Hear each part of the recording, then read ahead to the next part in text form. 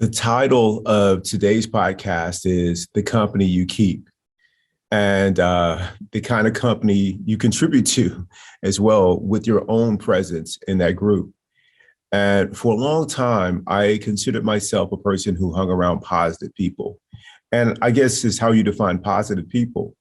The way that I defined it with Keep 1.0 were people that were trying to do the right thing, people that were achievement oriented, that were in the pursuit of goals to accomplish, whether it's the next position in their career or to upgrade their home or any of those things. Even people that were making a difference in the community. Those were the company that I kept. What was missing from the company that Keith 1.0 many years ago kept was every once in a while we get together and we complain about life or complain about people and make enemies of people and things like that. I mean, not in, I guess, an awful way, but it certainly wasn't peaceful. It certainly wasn't kind. And it was only creating suffering for ourselves and for others, in terms of how we viewed them. And that can easily have an effect on your behavior. And it certainly did to me, for me. And what I mean by that is because I was engaged in a little bit of this negative behavior, that when I was ever around certain people, instead of having an open heart, I would close. The same thing in my relationships and my friendships, because I was a person who often engaged in gossiping conversation, or at least listened to it, that instead of spending that time with this other person in a loving, kind way, we had this what's the word I'm looking for? We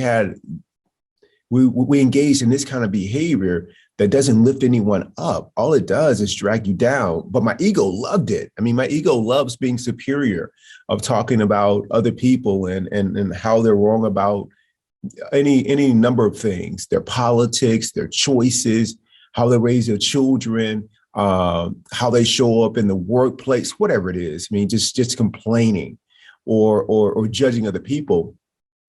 And that's how I showed up. And then I started doing the practice. And little by little, not overnight, but little by little, I started to be around different company. I started to be different company for other people. And what I mean by that is the conversation really became about, being our best, and not being our best in an achievement way. I mean, I've been doing that forever. So that's easy to show up your best when it comes to a work or a project and things like that. But no, being your best in terms of the kind of human being you are, of how everybody is a neighbor, everybody is a friend, even the people that don't agree with you. How that when life or situations show up that are not to your liking, you don't make an enemy of them. Like I started hanging around people like that, and people that will pull my coattails to the same thing. I have these two friends that been spending a lot of time with, because they're cool. They're on the path. They're on the journey. I mean, every conversation we have together, the practice is talked about, and what we're reading or what we're listening to, and how that's informing our behavior, or any challenges that we're experiencing because we're up against one of those edges.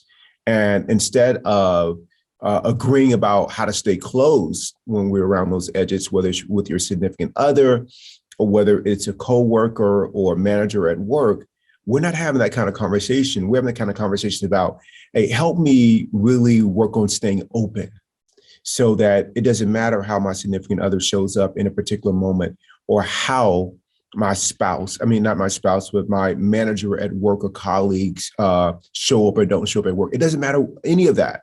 What happened with my children, or if they got a speeding ticket, or whatever the case may be. None of the conversations about how do I stay close, or give me agreement to stay close, or you know what, you have a right to feel that way. We don't do that. That's easy. That's the way we've been doing it our whole lives. Our conversations are a lot different. They're all around how do we inspire each other to stay open? What we've learned through our own experiences, through our own practice, about the key to staying open. And then we share with each other, and then we try it on, see if it works for us. And many times it does. And so to be in that kind of company, it just expedites the whole process. You know, you get a little pep in your step on this journey of wellness, on this journey of well-being, on this journey of inner peace. And that's what's happened with me. I mean, I have a weekly phone call with one of my new friends, Jana. And that phone call is so rich with goodness in terms of being inspiring to me. And the saying, which is really similar to the meetings that I have with Rick, and with Brian and with Pete. I mean, I'm talking to those guys multiple times a week, or texting, and it's all about, you know, inspiring each other along the journey. And so the company that I keep, that I spend the most time with, that is rich for me, is that company that is on the path, that the conversations are not about why did this happen, and not to say why does it happen so that I can learn lessons from it. It's not in that kind of spirit. It's in the whole energy of this shouldn't have happened. And why did this person make this choice? And this is going to be so awful. And I know where this is headed. That kind of conversation that only, you know, amplifies suffering. And so the company that I appreciate, or that I look forward to keeping, is the kind of company that is inspiring, that is continuing to point the way toward more inner peace, more kindness and gratitude. That's the company that I enjoy most. But I also appreciate the company that is not like that, because it gives me an opportunity to work on not judging and not being bothered if someone's is on a different path. So I invite you to take a look at the company that you keep, as well as the company that you create for other people with your presence. Is it uplifting, or is it, you know, is it negative? You know, does it inspire, or does it depress you and others? Is it about celebrating other people and seeing the juice in life? Or is it about seeing what's wrong, what needs to be improved? I mean, the choice is up to you. I mean, I have made it clear that when I walk into a space, I want to contribute something positive to that space. I've done enough of the other thing, of being a troublemaker with my complaints and seeing only what's wrong, because there's nothing wrong. It is the way that it is. So keep an eye on the company that you keep, and be good company.